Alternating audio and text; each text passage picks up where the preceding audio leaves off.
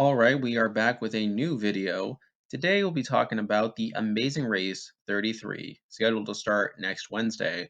And obviously, this is the first season we'll be having in over a year, and we recently got the cast announcements with bios and all the information about them. We have 11 teams to go over, and I decided to put together a bit of a power ranking for this list, seeing how likely I think it is that each of these teams are likely to win the Amazing Race. Obviously, we'll be going through each of them, talking about my general thoughts about them and how I think they'll do on the race. One thing to note is that one thing we know about this season is that it was filmed before COVID. I mean, the first three legs were filmed before production was delayed due to the pandemic. And obviously, there was over a year long layoff, and two teams were unable to return to the game after filming resumed. So, it'll be interesting to consider not only how I think these teams will do on their own, but also how likely I think it is that they'll drop out based on their background or various other factors that could prevent them from returning after a delay like this. So, with all that out of the way, let's get started with the list. So, starting off the list at number 11, the team that I think is the least likely to win the Amazing Race 33. And again, this is solely based off bios and what we know about these players. I mean, obviously, we could see this radically change once the race actually starts. But at this point, the team that I think is the least likely to win is Arun and Natalia. They're a father daughter team. Arun is 56 and Natalia is 28. And I'm not feeling too confident about this team. I mean, with any parent child teams, there's always the question of how well they'll work together and how much the parent will slow down the team as a whole. Arun is the oldest individual on the race, which I think makes one of the more likely teams to drop out during the break. And that is a big reason why they are as low as they are on the list. Even so, I think there are two things that can help this team. One is the fact that they are longtime fans of the show. I mean, their bio mentions how they are day one fans of The Amazing Race. I mean, and while being a fan doesn't guarantee success, I think that is something that could help them in challenges that utilize attention to detail or teamwork, which are very common on The Amazing Race. And the other is that despite his age, I think Arun appears to be in pretty good shape physically, and their bio mentions his worldliness. So to that end, I think Arun could have potential compared to some of the older players that are on this race. But even so, I mean, I feel like I would need to really see them in action to really see how well they work together to really put them higher. But at this point, I feel like 11 is where I feel like putting them at this time. Now, moving on to number 10, the next team on the list is, like I said, a bit of an older team, but one I think has a bit more potential, and that is Akbar and Sheri. They're married educators. Akbar is 45 and Sheri is 44, and they seem likable enough, and I think they'll work together as well as a team. I mean, they've been married for 17 years and they have three kids. And considering they play Division 1 basketball, I would think they're in relatively good shape for their age. Now, the main thing I'm worried about is the fact that they are one of the older teams in the cast. They're the second oldest team by average age. And given their jobs and the fact that they have kids, I think they are potentially one of the teams that dropped out during the year long hiatus. Even so, I think they'll work relatively well for their age. I think they could have some potential in the race, but I feel like for now, number 10 is probably the best place for them. Now we're moving on to number 9, and we have another team that's a bit on the older side, but one I think probably has a bit more potential and probably a bit less likely to drop out, and that being Kim and Penn, internet personalities. Kim is 45 and Penn is 47, and they talk about how they took a leap of faith as to quit their job as news anchors to become YouTube creators. And like I said, the main reason I had them this low is because given that they are one of the older teams, they're potentially one of the more likely ones to have dropped out during the break. I think aside from that, I think they would be all right on the race. I mean, I feel like they would work well together. I feel like they can expose themselves to different situations. It's just a matter of I need to see what they're made of before I feel comfortable putting it a bit higher. So I feel like number 9 is probably the best place for them. Now we're moving on to number 8, and at number 8 we have Michael and Mo. Singing police officers, Michael is 36 and Mo is 42. And I don't think they'll actually win the race, although they seem to be pretty fun characters, and I do hope to make a relatively deep run. Now, with that said, I think they'll do fine on the race itself, as Michael lost 50 pounds for it, And given that they are police officers, I would assume they're in somewhat good shape physically and know how to navigate different situations. I just find it hard to imagine them as actual winners. Like, I feel like they don't typically fit the mold of being a winning team on The Amazing Race, but remind me more of being fun characters in their own right. I mean, again, I could be proven wrong, and really, like obviously, this is a common theme with this list. I could be very wrong about this. Obviously, The Amazing Race is very luck based, even more so than Survivor and Big Brother. And I feel like with that, teams like this could potentially win, but I don't see it as particularly likely, so I have them here at number 8. Now we're moving on to number 7, and I'll admit I'm not super comfortable with this team. I'm kind of back and forth on them. I feel like they do have relatively high potential to go out early. However, if they are able to make it past those first few legs, then I feel like they could have quite a bit going for them, and that is Cairo and Ray. I think I'm pronouncing their names right. They're a dating couple from LA and Toms River, New Jersey. Cairo's 23 and Ray is 25, and they met each other on Love Island, which I never watched personally. Again, I never watched it, so I can't speak definitively about their relationship and how well they work together. I know that in past seasons of Amazing Race, dating couples have struggled with working together, especially long distance ones. And often the show portrays it as the partners learning more about each other and dealing with new challenges. So, based off that, I'll be very curious to see how Cairo and Ray work together.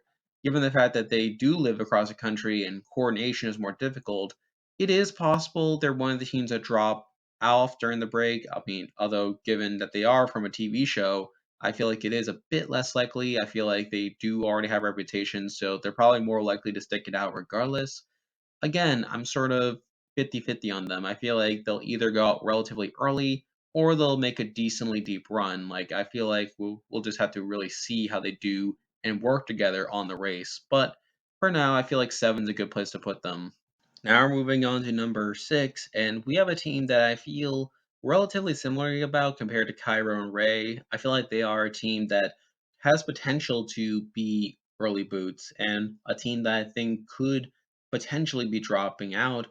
I'm probably a bit more likely to be dropping out than Cairo and Ray, but ones that I feel like have a bit more confidence in doing well if they get past those early stages, and that is Lulu and Lala, twins and radio hosts. Lulu and Lala, they're both 37 and they work for iHeartRadio. I mean, they seem to be in pretty good shape physically, plus I can see the two of them working well together. I would also think they'd be good at dealing with various situations and setbacks on the way, which I think will be useful. Now, like I said, given their jobs, like they do work in radio jobs, so I feel like that makes them a bit more likely to not return after the year-long hiatus. However, I feel like if they are able to get past that and some of these early obstacles, then I think they'll be fine on the race. I mean, I wouldn't consider them a top winner candidate, but I do think they have the potential to do well on the race. So I feel like number 6 is a good spot for them. Now we're moving on to number 5, and I feel like from this point on the list, I feel pretty confident in the rest of these teams doing well. I mean, I would be very surprised if any of these teams were one of the two that dropped out during the hiatus, and I feel like they have relatively high potential to do well. So at number 5, we have Connie and Sam, a married couple, Connie being 37 and Sam being 39. I mean, and like I said, I feel like they'll do relatively well. I'm relatively confident about them, given that they are married and a bit older than other teams. I feel like they will work well together. They also appear to be in relatively good shape, which makes me think they'll do well in a lot of the challenges. Now, admittedly, I feel like a lot of their bio doesn't really convey that. Like, I don't love how they mentioned how Sam is a high school football coach and they haven't won a championship in 60 years, even if that doesn't like relate directly to the race, like I still find it kind of curious why they put that in his bio. But regardless, I feel like they'll do relatively well. They're here at number 5. Now moving on to number 4, and we actually have the highest ranked female team left on the board, and that is Raquel and Cayla, flight attendants. Both of them, and Raquel being 31, while Kayla is 30. And I think they'll be fine on the race. I mean, I know their bio talks a lot about them being underestimated and how people assume they'll be the first ones out, but I don't think they'll play that big of a factor on the race. I mean, they seem to be likable enough, they seem to be capable enough. And I feel like the fact that they are flight attendants means that they are probably used to interacting with different people and dealing with a wide range of situations. Granted, I don't think it'll factor directly into booking flights and stuff, but I think it will translate into how they communicate with people and being able to find like the optimal way through certain situations. So I feel like they'll be good enough on the race, and I had them here at number 4.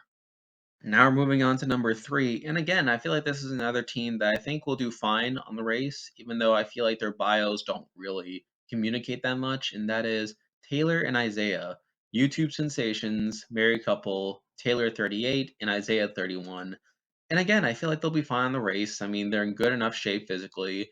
I feel like they'll probably work well together. And while the bio doesn't really say much about them like working well together, I feel like they'll be able to do just that. Honestly, aside from that, I don't really have much else to say about them. I'll be curious to see how well they end up doing, and I feel like they'll be good enough to be number 3 on this power ranking.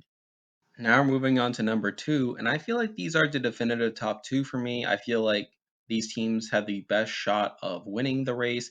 It's just a matter of the order, and I feel like they're relatively close to each other. But at number 2, I decided to have Anthony and Spencer, childhood friends, both of them being 29, and they're kind of famous in that they were involved in a stopping a terrorist attack back in 2015, and they even had a movie made about them. I feel pretty confident about them. I have a feeling they'll work well together based on their relationship and life experience. They seem to be in pretty good shape physically. I think it's very unlikely they're one of the teams that dropped out. And considering the route is confined to Europe, I think their fame could be helpful when dealing with locals. While I don't think it'll play a huge factor in the race, it's still a potential advantage. And plus, I feel like they're built pretty well for the race. I feel like they'll be able to handle a number of different obstacles well. So I feel like that's a big reason I have them this high on the list. With that said, however, I feel like the number 1 team does have a bit more motivation going for them, despite having a pretty similar skill set and just potential on paper. And I feel like that's a big reason I have them a bit lower at number 2. And now at number 1, the team that I believe has the best chance of winning the Amazing Race 33 is Ryan and Dusty. Best friends, Ryan 37 and Dusty 38. And the thing about them is that Ryan was actually wrongly convicted of a crime he didn't commit, and he spent 10 years in prison for that. And the two of them are using this opportunity to make up for lost time. I feel very confident about these two. While they are on the older side, they, again, are in pretty good shape. I feel like they're in pretty comparable shape physically to Anthony and Spencer, and I feel like they'll get quite a bit of screen time solely based on Ryan's story.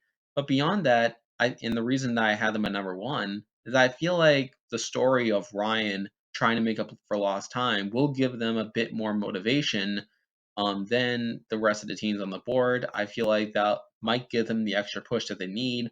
And plus, on top of that, I feel like their skills and, again, potential on paper and how they look could lead them to winning the race. Now, again, I could be wrong. I mean, obviously, this is entirely speculation, but I feel like just based on everything we know off at the time, that Ryan and Dusty are the team I believe is the most likely to win this season of Amazing Race.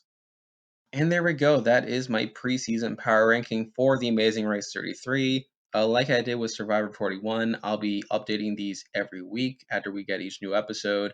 Obviously, factoring the edit, but also what's happening on the race. I'm sure quite a bit will change between now and when that next power ranking comes out. If you enjoy this content, be sure to like and subscribe. And obviously, I have more content like this coming in the future. But for now, that is the video. See ya.